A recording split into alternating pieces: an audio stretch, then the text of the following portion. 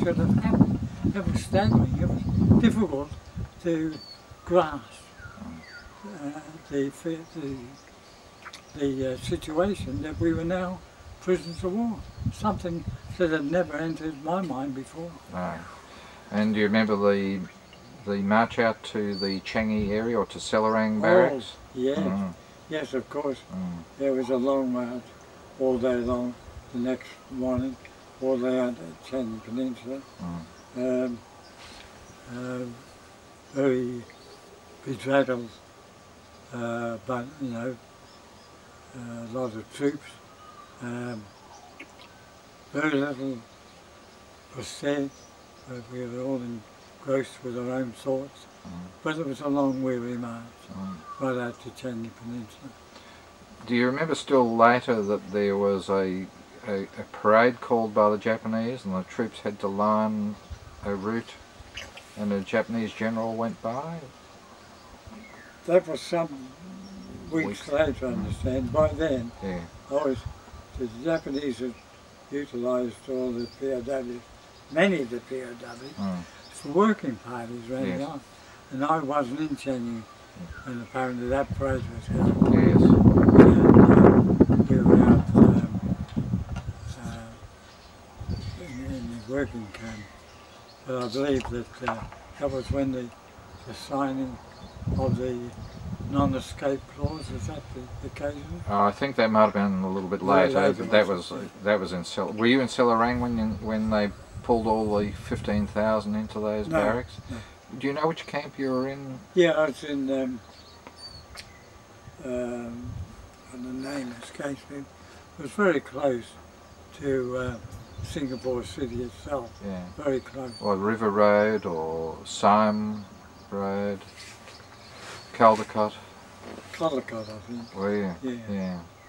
So that was called Caldecott Hill, was it? Yeah. Yeah. Yeah. And so what date did you subsequently move to Japan as part of J-Force? Oh, that wasn't until May 1943. Yeah. So do you recall what happened in that 15 months?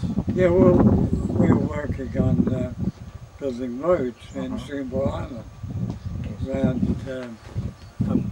through the golf course, and building a shrine on top of Booker T Mountain for the Japanese, and that was that was spent in that I was engaged in that type of activity, and then later in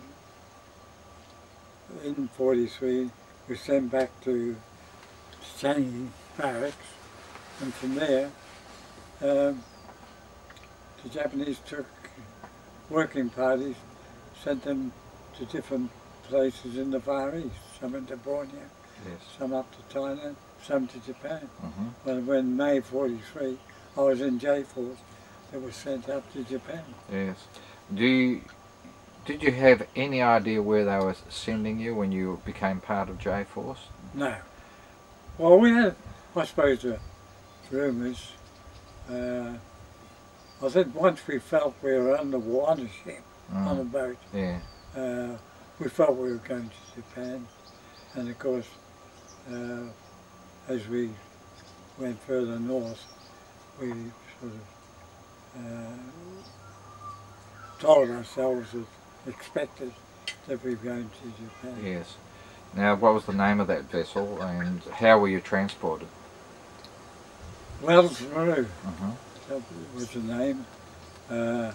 And we occupied the holds and on deck. As you can imagine, it was pretty crowded below deck.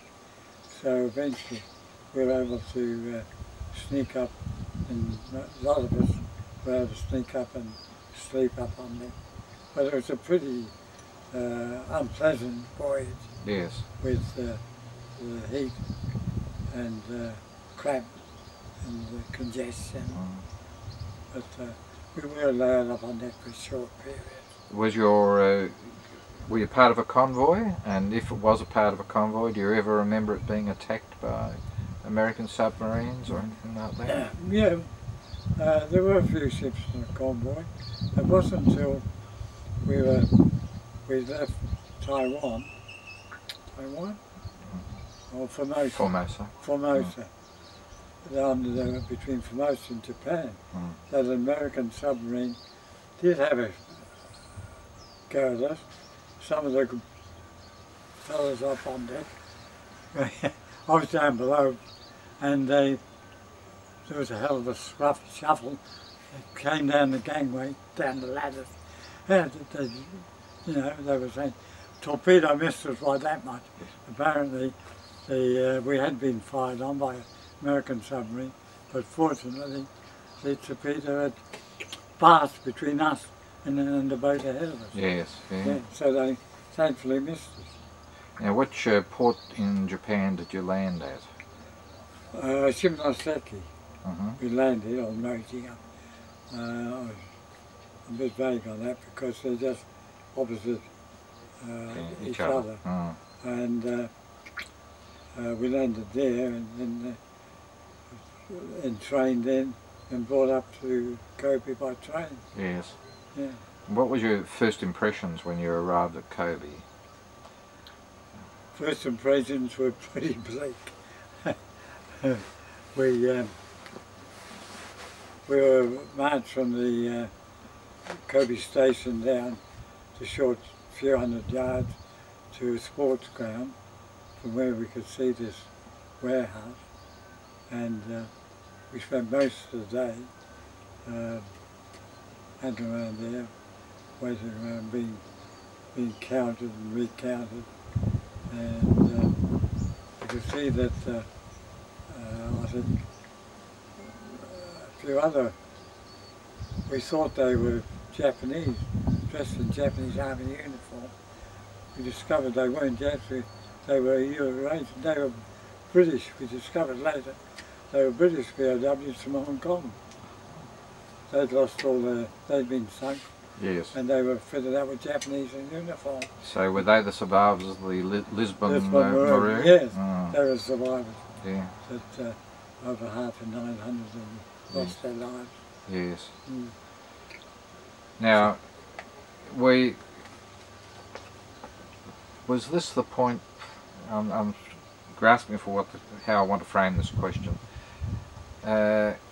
Your guards, was there any point when they changed? Did they get worse at any time? Or who were the guards that you had in Kobe? Well, there were a handful of army guards. There was the usual mix. I can't recall that any time they were particularly bad or vicious. Some were better than others. Some treated you, for instance, a fellow called Darky, nicknamed of course. He was always very amiable, horse-faced. We had their nicknames for it. Some were truculent, others were fairly predictive, and but I don't remember any real worsening of their behaviour, of their attitude to us. Yes. Really. So you're at Kobe House. What's your first experience of having to work for Japanese industry, and do you remember the names of the companies that used the POW labour? Yes, well, we just discovered after mixing, once we got into our quarters on these converted warehouses with floors built in with straw matting. We mixed with the English fellows, discovered that some of us went to work then for a Japanese company